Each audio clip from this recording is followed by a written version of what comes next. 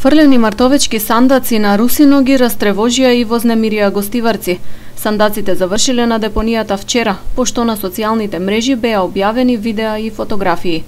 Во јавноста се отворија прашања од каде ковчезите се нашле на Русино, кој и зошто ги фрлил. Дополнителна паника создаде фактот што сандаците се со лимен дел, какви според протокол се користат за погребување на починати од ковид. Со исти такви се пренесуваат и мртовци од странство. Полицијата истражува и засега нема конкретни одговори околу случајот.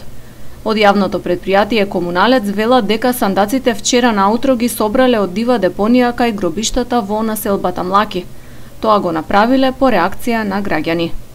Нашите ингеренции како предпријатие се да го обезбедиме гробното место и да ги одржаваме тие.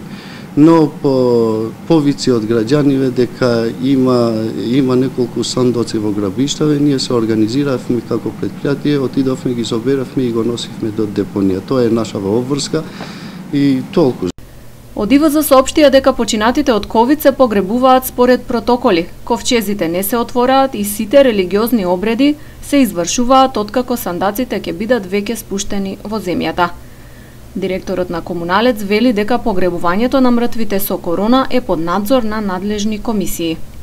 Таму има протоколи како треба тој погреб да оди до крај, има и контроли спрема другите институции адекватни и надлежни за таа проблематика.